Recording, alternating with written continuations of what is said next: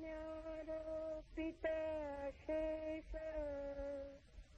भासवस्तु निरासित स्वयमेव परब्रह्म पूर्णमद्वयमक्रियम् असत्यकल्पो विकल्पोऽयम् विश्वमित्यङ्कवस्तुनि निर्विकारे निराकारे निर्विशेषभिदाकुत द्रष्टदर्शनदृशादिभावशून्ये निरामये कल्याणरवैवात्यन्तम् परिपूर्णे चिदात्मनि तेजसीवतमो यत्र विलीनं भ्रान्तिकारणम् अद्वितीय परे तत्त्वे निर्विशेषभेदाभूत एकत्वे परे तत्त्वे भेदकर्ता कथं भवेत् सुषुप्तौ सुखमात्रायां भेदकेनावलोकितः।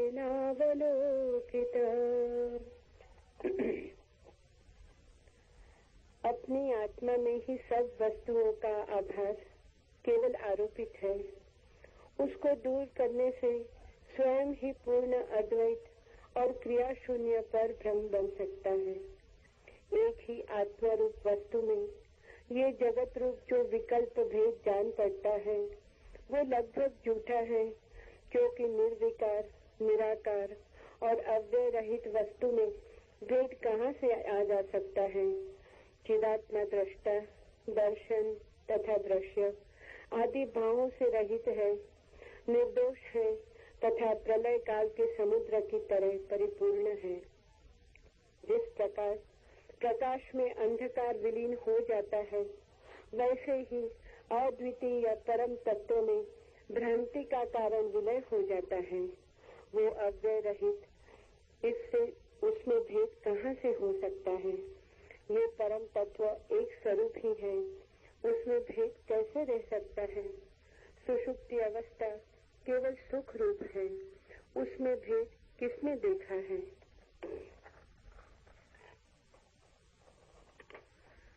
The appearance of things has only been imposed upon oneself. By eliminating it, the self becomes the absolute Brahman, who is the whole, one without a setting and without action. The appearance of the self in the form of the world of division is false, because one that is without change, form and organs cannot have any divisions. The conscious self is free from the feeling of the observer, the observation and the observed. It is innocent and full like the sea of the ultimate flood, which destroys the whole existence. As darkness dissolves in the light, so the cause of illusion dissolves in the Supreme, who is without a second. And that Supreme, being without organs, how could that Supreme have divisions? The Supreme Reality, being immutable, how could there be divisions in it? In the state of dreamless deep sleep, Sushupti, there remains only blissfulness. So, how could there be divisions in it?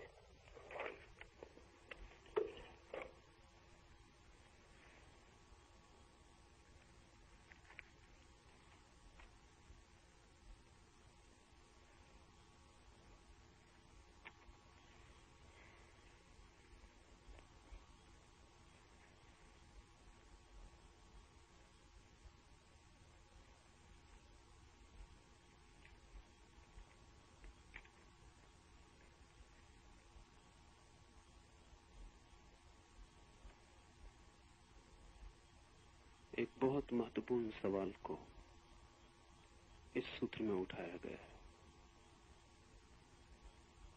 निरंतर आदमी के मन में ये सवाल उठता रहा है, सदियों से, सनातन से।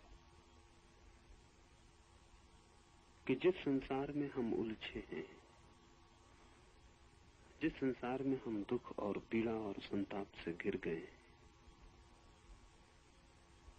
उससे मुक्ति कैसे हो।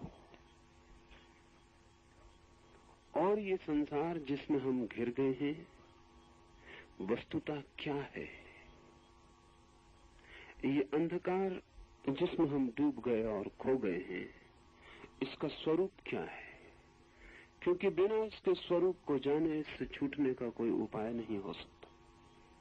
जिससे छूटना हो उसे ठीक से जान ही लेना पड़ेगा। अज्ञान में ही बंधन निर्मित होते हैं, तो अगर खोलना हो बंधनों को तो ज्ञान से ही उनकी गांठ खुल सकती है। ऐसा हुआ एक दिन कि बुद्ध सुबह सुबह अपने भिक्षुओं के बीच आए, तो हाथ में ले रखा था एक रुमाल रेशम का। चकित हुए भिक्षु, क्योंकि कभी वे कुछ भी लेकर हाथ में भिक्षुओं के बीच बोलने नहीं आते थे। फिर बैठ गए सामने और उस रुमाल पर उन्होंने एक गांठ बांधी, दूसरी गांठ बांधी, 5 गांठें बांधी और फिर पूछा भिक्षुओं से कि ये रुमाल मैं लेकर आया था तब इसमें कोई गांठ न थी, अब इसमें 5 गांठें हैं।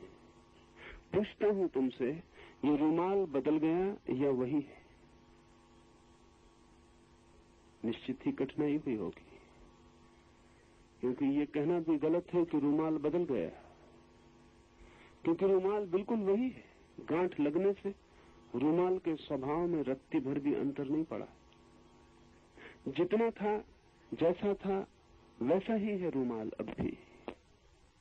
लेकिन ये कहना भी उचित नहीं है कि रुमाल बिल्कुल नहीं बदला, क्योंकि तब रुमाल खुला था, अब गांठों से घिरा है। इतनी बदलाहट जरूर हो गई। तो एक भिक्षु ने खड़े होकर कहा, बड़ा कठिन सवाल पूछते। रुमाल लगभग बदल